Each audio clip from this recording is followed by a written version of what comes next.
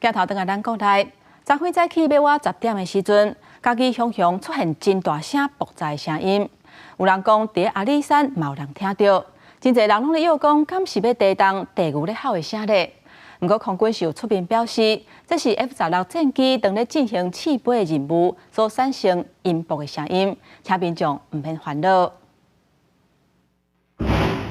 汹涌来，砰一声真大声，民众拢窜一个走出厝外，看是发生什么代志，连狗嘛惊一个走甲喷腔。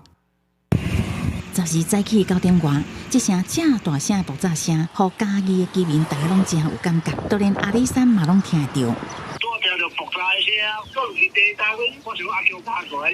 啊，迄个声就怪怪的，要讲炮嘛，毋是迄个声咧，啊嘛毋是迄个枪，啊就奇怪的声啦，都有足大声。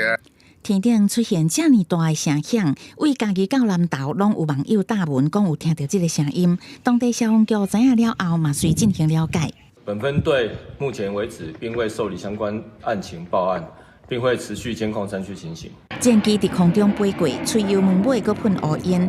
空军10时早起由 F-16来执行试飞任务，伫空中测试造成音波，并无危险的因素。只要试飞，它就可能有一个科目会比较接近超音速的飞行。那接近音速飞行就会有所谓的音波。因为试飞你要把马力推到最大了，有些可能会测它的发动机极限，看是不是没有问题。空军回应，若是晚近超音速飞行，就较会产生音波。雄雄这么大的声音，互大家拢喘一个。记者综合报道。